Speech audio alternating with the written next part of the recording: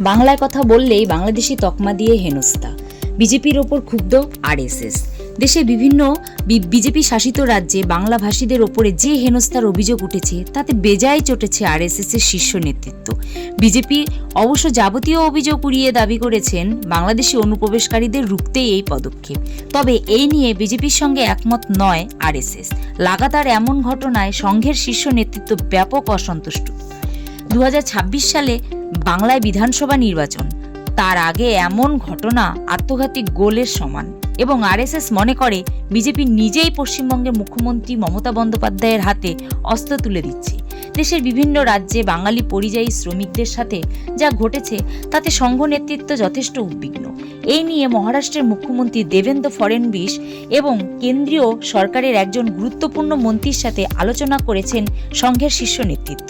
তারা মনে করেন বাংলায় কথা বলার জন্য কোনো বৈধ ভারতীয় নাগরিককে শত্রু বলে মনে করা উচিত নয়। সংঘ নেতৃত্ব স্পষ্ট জানিয়ে দিয়েছেন অনুপ্রবেশ আটকাতে হবে ঠিকই, কিন্তু বাংলাভাষীদের হেনস্থা করা চলবে না।